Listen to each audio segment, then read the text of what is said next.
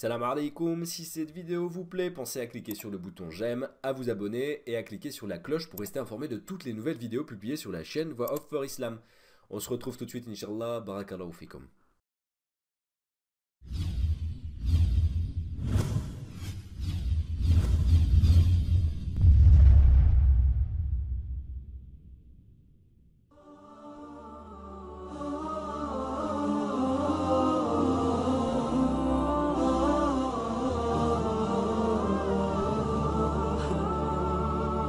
يسعد فؤادي كلما ذكر الحبيب ترنما ذاك الذي رب العلا صلى عليه وسلم نبي رب العالمين الصادق الهادي الأمين الطاهر الدمث الذي للحق صار معلما للحق صار معلما ذاك الذي رب العلا صلى عليه وسلم صلى عليه وسلم.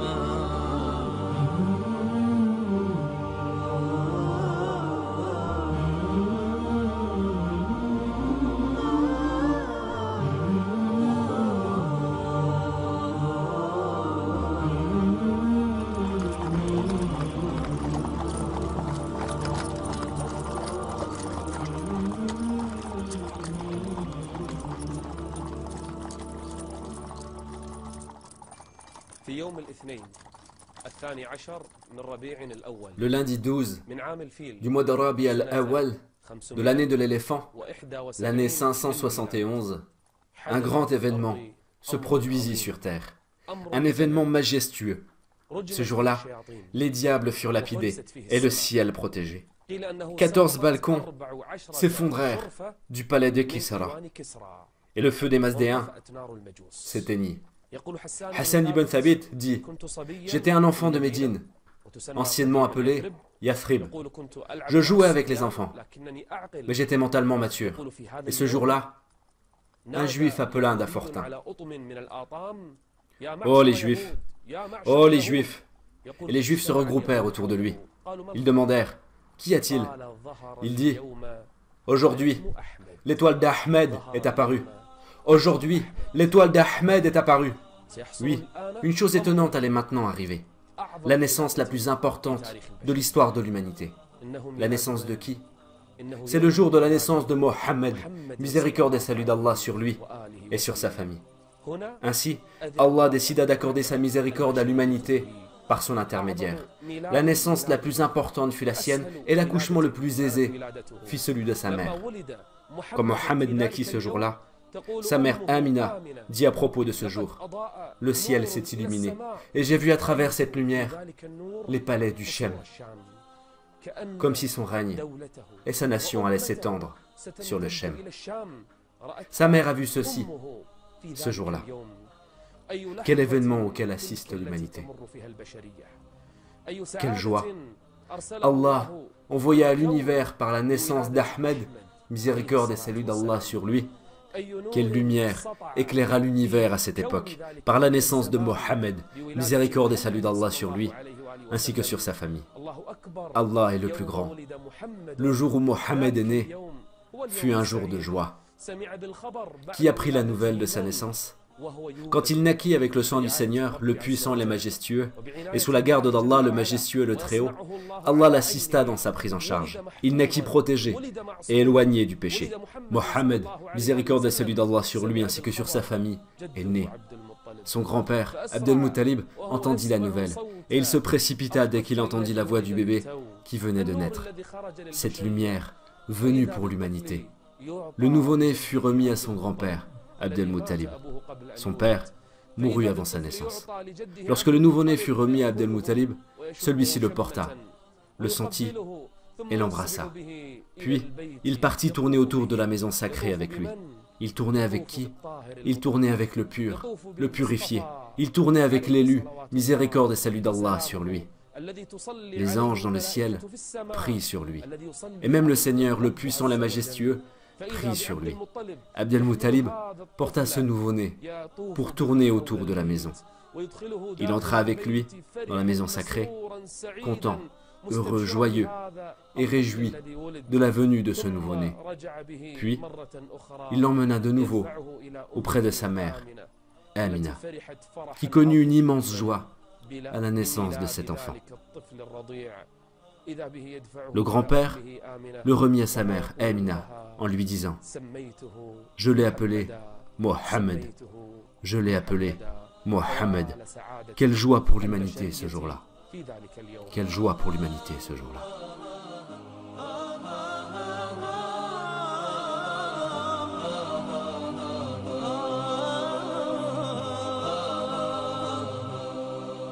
الأرض فاضت بالضياء لما أتى خبر السماء. الأرض فاضت بالضياء لما أتى خبر السماء. ولد الحبيب محمد ولد النبي محمد فإذا الدنا قمر أضاء.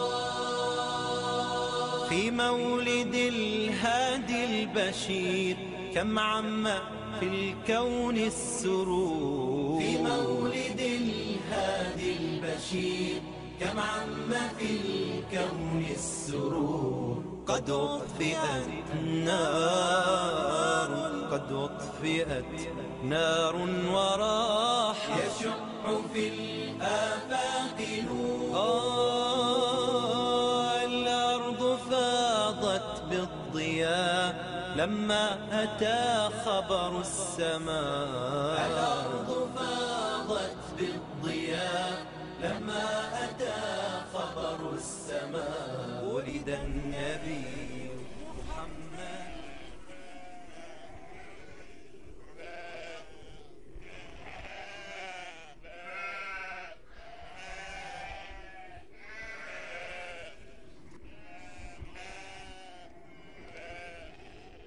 On commençait à chercher une femme pour allaiter Mohammed, miséricorde et salut d'Allah sur lui, ainsi que sur sa famille. Et à ce moment-là, des femmes de la tribu de Bani Sa'ad ibn Bakr vinrent à la Mecque. Elles vinrent à la Mecque, cherchant des enfants à allaiter. Et parmi ces femmes, il y avait une femme appelée Halima as-Sa'adiyya. Elle était sur sa monture, un âne. Cette année fut une année de sécheresse et de famine. Il n'avait jamais connu une telle année. Halima fut accompagnée de son époux El-Haris ibn Abd al-Uzza. Ils avaient aussi un nouveau-né. Halima dit « Je n'avais pas dans mon sein de quoi satisfaire mon enfant. Comment peut-elle chercher à allaiter un autre enfant ?» Elle dit « Mon fils pleurait.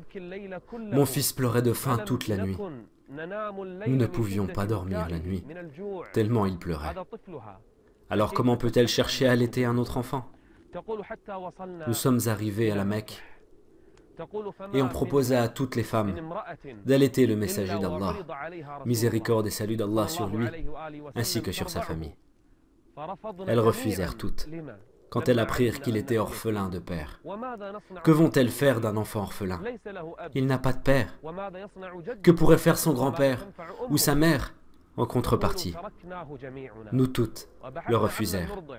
Et chaque femme trouva un enfant à allaiter et l'emmena avec elle. Il ne restait plus que moi. Je ne trouvais personne. Halima fut triste et faible. J'ai dit à mon époux, par Allah, je n'ai pas envie de revenir sans enfant devant mes amis. Par Allah, je vais revenir prendre l'enfant orphelin. Son époux, El-Harith, dit alors, prends-le. Peut-être qu'Allah fera de lui une bénédiction. Elle dit, j'ai pris Mohammed, contre mon gré certes, mais je n'avais trouvé personne d'autre. Je l'ai pris, miséricorde et salut d'Allah sur lui, puis j'ai rejoint ma caravane pour retourner dans mon pays. Dès que je l'ai posé sur mes jambes, il a pris mon sein et il a tété jusqu'à être rassasié. J'ai donné le sein à son frère l'enfant affamé, et il a tété jusqu'à ne plus avoir faim. Puis, ils ont dormi. Mon fils n'avait pas bien dormi depuis des jours. Le matin, mon époux me dit, « Cet enfant que tu as pris renferme une bénédiction. » Puis Halima dit, « Je prie Allah que ce soit le cas. Même la chamelle que nous possédions n'avait pas de lait, mais sa mamelle s'est remplie. La mamelle de la chamelle. » Elle dit, « Même l'âne que je montais a commencé à se hâter. Il a commencé à se hâter au point que les femmes m'ont dit, « Ralentis, ô Halima, où est l'âne sur lequel tu es venu? Où est l'âne sur lequel tu es venu à la Mecque? » Mais c'est celui-ci. Les femmes lui ont dit alors, « Par Allah, cet âne a quelque chose. Tout cela n'est dû ni à l'âne, ni à la chamelle, et ni au lait. Cela vient de la meilleure créature d'Allah, le majestueux et le Très-Haut. C'est Mohammed, miséricorde et salut d'Allah sur lui ainsi que sur sa famille. À chaque endroit où il alla, il fut béni. » Elle dit, « Nous avons marché des jours jusqu'à notre cité, la cité de Sa'ad ibn Bakr. Quand nous sommes arrivés à notre ville, alors que ce fut une année de sécheresse et de famine, au point que toute la verdure avait disparu, et qu'il ne nous restait plus de lait, ni de nourriture, dès que Mohammed, miséricorde et salut d'Allah sur lui ainsi que sur sa famille, est arrivé, notre bétail s'est rempli de lait. Et ils n'avaient plus faim. Chaque jour, nous les faisions paître, et ils revenaient pleins de lait. Nous les trayions, et nous buvions leur lait. J'allaitais mes enfants, et rien ne nous manquait. Quant au bétail de mes voisins, celui-ci était affamé. Ils me regardaient et se disaient entre eux, « Envoyez vos troupeaux avec ceux de la fille de Abu Thaïb, c'est-à-dire Halima. » Halima dit, « Ils envoyaient leurs troupeaux avec les miens. Les miens revenaient les ventres pleins, et les leurs, les ventres vides. Ce lait ne venait ni de Halima, ni de ce bétail. Ce lait ne venait pas grâce à cet endroit, mais il s'agit de la bénédiction de Mohammed, miséricorde et salut d'Allah sur lui, ainsi que sur sa famille. » Halima disait, « 2 années de bonheur et de bénédiction passèrent. Nous n'avions jamais rien vu de pareil. Après 2 ans, l'allaitement toucha à sa fin. Je fus obligé de le rendre à sa mère, même si c'était contre mon gré. Elle ne voulait plus le rendre. Quand je l'ai rendu à sa mère, Amina, je lui dis, « Laisse-le avec nous. Je crains pour lui les maladies de la Mecque. » Sa mère refusa, mais j'insistais jusqu'à ce qu'elle acceptât. Je revins alors avec lui en espérant sa bénédiction. Halima aimait cet enfant. Et quand il revint chez nous, pendant qu'il jouait avec son frère, apparurent 2 hommes, vêtus de vêtements blancs. Le frère de lait de Mohammed eut peur et s'empressa d'appeler sa mère Halima. Elle dit, « Nous sommes revenus et nous avons vu 2 hommes vêtus de vêtements blancs tenir Mohammed. Ce ne sont pas des hommes, ce sont des anges. Ils l'ont tenu et l'ont couché par terre. Ils ouvrirent sa poitrine, sortirent son cœur et le lavèrent dans une tasse d'eau. Puis, ils le remirent à sa place, et sa poitrine se referma. » Halima dit, « Quand nous sommes arrivés à lui, nous avons remarqué que son visage avait changé de couleur. Je l'ai serré contre moi, et je l'ai emmené chez moi. J'avais peur pour lui. »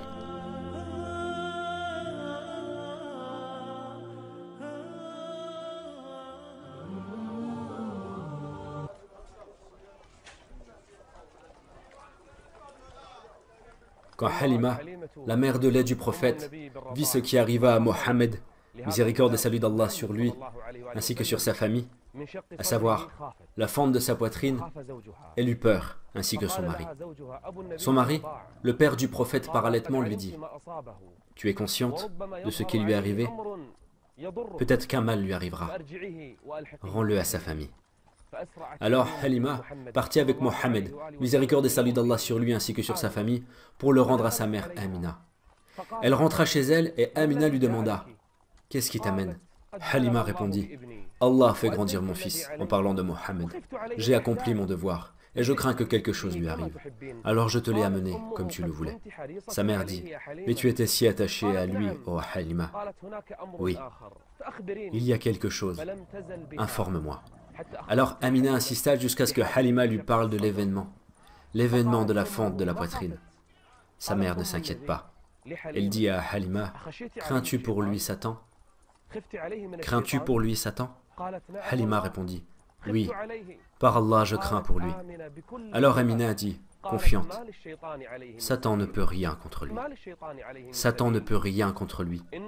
Mon fils aura un grand avenir. » Puis elle lui dit, « Tu veux que je t'informe d'une chose à propos de lui? Dis-moi. Quand j'étais enceinte de lui, j'ai vu sortir une lumière qui a illuminé les palais de Bosra et de Sham. Et je n'ai jamais entendu parler d'une grossesse aussi facile que la mienne. Cet enfant aura un grand avenir. Notre prophète, alayhi salatu wassalam, vécut sous la tutelle de sa mère jusqu'à l'âge de 6 ans.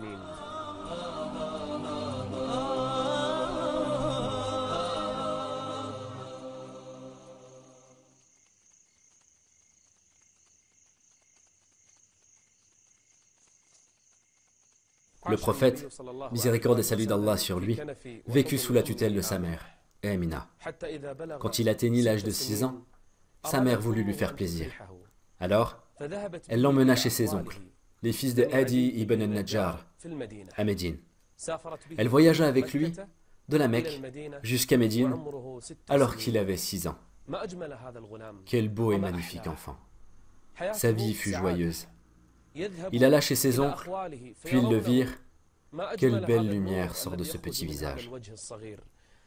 Après avoir eu la joie de connaître ses oncles et de les voir, de même qu'ils eurent le plaisir de le voir, sa mère décida de revenir de nouveau avec lui à la Mecque. Ils sortirent de Médine, et sur le chemin, dans une région appelée Abwa, sa mère sentit une fatigue, et elle tomba malade. À ce moment-là, Allah, le puissant, le majestueux, prit son âme. Le garçon est petit, mais il comprend. Il ne vit pas son père. Son père mourut avant sa naissance. Le voilà durement surpris par la perte de sa mère. Ce n'était qu'un jeune garçon.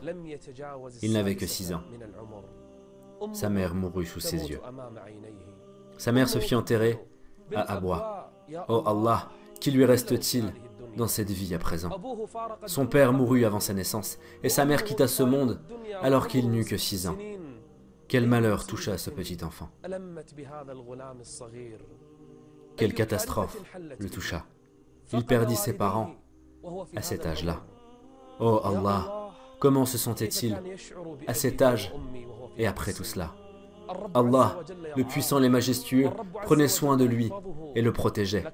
Mais la souffrance était dure et le malheur était grand. Sa mère fut enterrée. Oh Allah, quelle tristesse a connu ce petit cœur.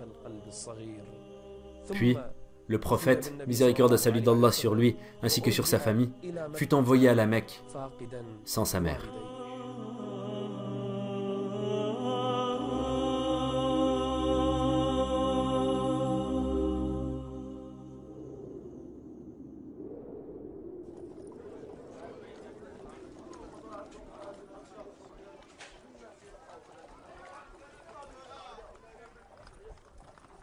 Après la mort de la mère du prophète, miséricorde et salut d'Allah sur lui, son grand-père s'occupa de lui, alors qu'il avait 6 ans. Son grand-père est Abd al-Muttalib, fils de Hashim, le chef de la Mecque. Il s'occupa de Mohammed, âgé de 6 ans, alayhi salatu wassalam. Il le joignit à ses enfants, les oncles du prophète, miséricorde et salut d'Allah sur lui, ainsi que sur sa famille. Abd al-Muttalib avait une habitude quotidienne. Lorsque l'ombre de la Kaaba commençait à s'étendre, ses fils, les oncles du prophète, les fils de Abd al-Muttalib, étalaient un tapis à l'ombre de la Kaaba pour leur père.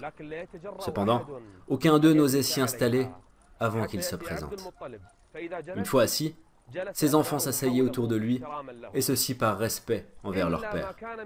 Sauf que Mohammed, miséricorde et salut d'Allah sur lui, ainsi que sur sa famille, enfant alors, venait avant ses oncles et s'asseyait sur le tapis avant que son grand-père le fasse. Ses oncles tentaient de l'en empêcher et de l'éloigner du tapis. Mais Abd al-Muttalib n'acceptait pas et disait à ses enfants, « Laissez-le, laissez-le. Cet enfant est très spécial. Cet enfant est très spécial. Il rapprochait Mohammed, qui n'était qu'un petit garçon de 6 ans. Il le rapprochait de lui et passait sa main sur sa tête et sur son dos. Ainsi, Abd al-Muttalib aimait son petit-fils, mais le prophète ne resta auprès de lui que 2 ans. Quand il eut ses 8 ans, Allah, le puissant, le majestueux, rappela à lui Abd al-Muttalib. De nouveau, le prophète fut durement touché par la mort de son grand-père. Il ne connut pas son père, il perdit sa mère et maintenant son grand-père Abd al-Muttalib. Son oncle, Abu Talib, le prit en charge. Abd al-Muttalib avait pris la responsabilité de s'occuper de la source de Zemzem. Et après sa mort, c'est son fils, Al-Abbas, qui s'en occupa. Les descendants d'Al-Abbas demeurèrent jusqu'à nos jours les gestionnaires des affaires de cette source. Notre prophète, miséricorde et salut d'Allah sur lui, resta sous la charge de son oncle Abu Talib jusqu'à ce qu'il grandit et devint adolescent.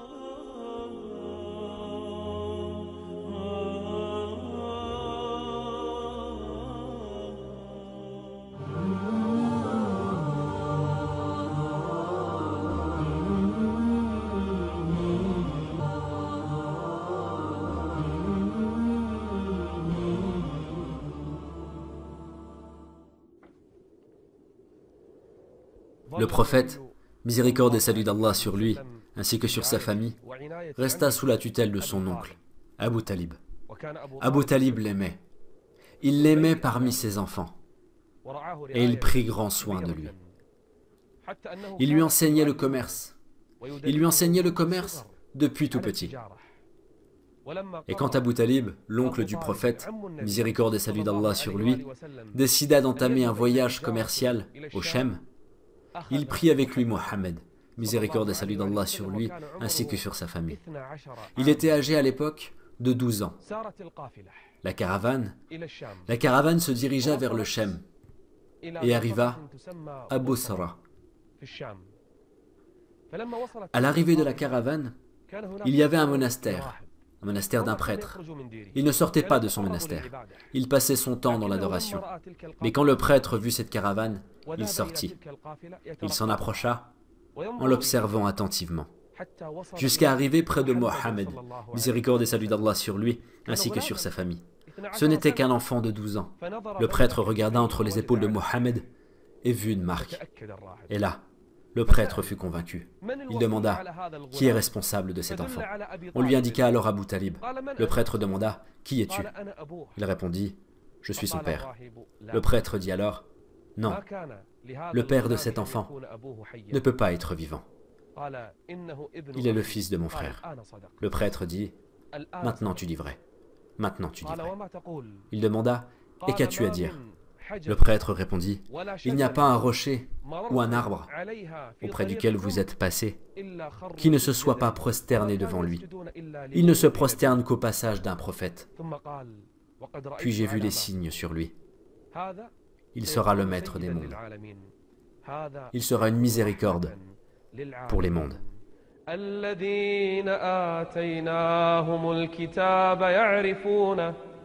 يعرفونه كما يعرفون أبناءهم وإن كثيرا منهم ليكتمون الحق وهم يعلمون الحق من ربك فلا تكونن من الممترين. Le prêtre les accueillit alors généreusement chez lui, alors qu'il ne le faisait à aucune autre caravane. Et après, il demanda à Abu Talib « Où allez-vous avec cet enfant ?» Il dit « Dans ces régions, pour acheter et vendre. » Le prêtre lui dit alors « Ne fais pas ça. Je ne pense pas qu'il sera en sécurité là-bas. Si quelqu'un apprend quelque chose à son sujet, ils chercheront à lui nuire. » Il demanda « Et que dois-je faire ? Je vous conseille de revenir à la Mecque avec cet enfant. N'allez pas avec lui dans ces endroits. » Abu Talib suivit le conseil de ce prêtre. Le prêtre s'appelait Buhayra. Abu Talib renvoya Mohammed, miséricorde et salut d'Allah sur lui, ainsi que sur sa famille, en compagnie d'hommes de confiance à la Mecque. Il retourna sain et sauf à la Mecque, ceci afin qu'il ne soit victime d'aucun mal.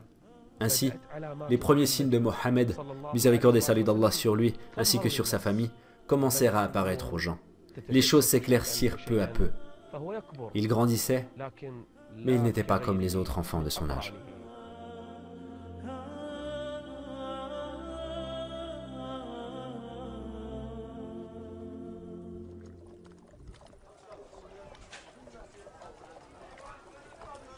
Quand le prophète, miséricorde et salut d'Allah sur lui, ainsi que sur sa famille, atteignit l'âge de 20 ans, une guerre éclata chez Quraysh. Et l'origine de ce conflit était qu'un homme, du côté de Quraysh et de Kinana, tua quelques hommes de la tribu de Qays à Aylan. Une bataille eut alors lieu à Uqayd. La bataille fut violente et il y eut des morts des deux côtés. Le prophète avait 20 ans et il participa à cette bataille. Il préparait les flèches pour ses oncles. La bataille fut d'une violence telle qu'il y eut énormément de morts de chaque côté. La catastrophe fut que cette bataille se déroula durant les mois sacrés. Et c'est pour cela qu'on l'a appelée la bataille de la corruption. Car les gens se sont corrompus durant cette bataille. Ils combattirent pendant les mois sacrés, ces mois pendant lesquels ils interdisaient le combat. Et quand la fin de journée s'approcha, ils s'accordèrent à cesser les combats. Et on comptait alors les morts des deux côtés. Quand on comptait plus de morts dans un camp que dans un autre, l'autre camp lui payait une diya, le prix du sang. La bataille fut appelée la bataille de la corruption. Après cette bataille, un autre événement eut lieu à la Mecque. Un homme de Zubayd vint avec une marchandise pour la vendre à la Mecque. Un homme appelé Al-As ibn Wa'il As-Sami acheta la marchandise. Après avoir pris la marchandise, il manqua de payer. L'homme tenta de se faire payer, mais en vain. Alors il alla voir les gens, cherchant quelqu'un qui puisse l'aider à récupérer le prix de sa marchandise. Personne ne le soutenut. Où trouver cette force qui lui permettrait de prendre le dessus sur l'auteur de cette injustice? L'homme de Zubayl se rendit sur le mont Abu Kubays et cria tout en récitant un poème où il demanda l'aide des gens. Et qui l'entendit? Az-Zubayl ibn Abd al-Muttalib. Il demanda « Que t'arrive-t-il » Alors l'homme l'informa de son problème. Et Zubayl cria alors « Ô gens, qu'est-ce qui vous prend? Un homme vient au sanctuaire et vous lui prenez ses biens? Il subit une injustice et personne de vous ne le soutient ?» Alors les nobles et les chefs de tribu se réunirent. Après la bataille de la corruption et après l'oppression qui toucha cet homme, les nobles, ainsi que les chefs de tribu de Quraysh, comme Bani Hashim, Bani Abd al-Muttalib, Zura, Taïm et d'autres, se mirent d'accord sur un pacte appelé Hilf el-Fudul. Ce pacte fut conclu dans la maison de Abdallah ibn Juda'an. Il était un homme noble, un des maîtres de son peuple. Et il y avait parmi les gens présents notre prophète Mohammed, miséricorde et salut d'Allah sur lui, ainsi que sur sa famille. Il était présent car il était véridique et digne de confiance. Il était présent car les gens aimaient sa parole et sa logique. Il était présent car il était digne d'être présent pour un tel pacte. Et quel pacte conclurent-ils? Ils conclurent que toute personne opprimée qui se rendait au sanctuaire, mécoise ou non mécoise, devait être soutenue par les gens de la Mecque. Quraysh et ses tribus doivent soutenir l'opprimé. Ils doivent soutenir l'opprimé, quel qu'il soit de Quraysh ou qu'il soit d'ailleurs. Le prophète, alayhi salatu wassalam, dit de ce pacte qu'il fut l'un des plus importants de l'époque. Aucun individu chez les Arabes n'y avait pensé. J'ai été invité à participer à un pacte dans la maison de Abdallah ibn Juda'an, à propos duquel je n'aurais échangé ma présence contre rien au monde. Si on m'avait donné en échange de ma présence à ce pacte une multitude de richesses, j'aurais refusé. Puis il dit, miséricorde et salut d'Allah sur lui, si on m'invitait à un tel pacte pendant l'islam, j'accepterais. C'est-à-dire qu'il accepterait tout pacte venant de n'importe qui si le pacte a pour but de soutenir les opprimés. C'est ainsi qu'il voyait les choses. Miséricorde et salut d'Allah sur lui. Il se préoccupait des opprimés. Il ne prêtait pas attention, lorsque quelqu'un appelait à soutenir les opprimés, au fait qu'ils soient musulmans ou non. L'important était de secourir les opprimés. L'information se répandit dans les différentes tribus. L'information à propos du pacte se répandit entre les Arabes. Ils stipulaient que ce sanctuaire était sacré et que les gens de la Mecque seraient du côté de l'opprimé et qu'ils le soutiendraient, quel qu'il soit l'un des leurs ou un étranger. Et c'est ainsi que le mérite de Quraysh et ses tribus grandit. L'estime pour ses chefs et ses nobles s'éleva dans les tribus. Ceci car ils soutenaient les opprimés. Au début, le prophète, miséricorde et salut d'Allah sur lui ainsi que sur sa famille, vécut orphelin et Allah, le puissant et le majestueux, l'accueillit. Il possédait très peu de biens. Il était berger. Et tous les prophètes furent bergers. Il faisait paître des troupeaux en échange de pièces de monnaie. Il vivait de ceci, miséricorde et salut d'Allah sur lui. Quand il grandit, il commença à travailler dans le commerce. Il parvint à avoir quelques biens lui permettant de travailler. Et le Seigneur puissant et majestueux l'enrichit. Le Seigneur le protégea durant son enfance.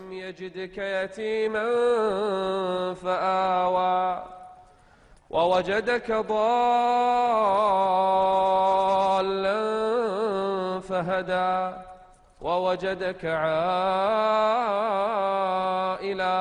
فقيرا ووجدك عائلا فأغنى. Le Seigneur, le puissant, le majestueux, le protégea durant son enfance. Il était orphelin, le Seigneur lui donna asile et le protégea. Il était pauvre, et notre Seigneur, le majestueux et le Très-Haut, l'enrichit.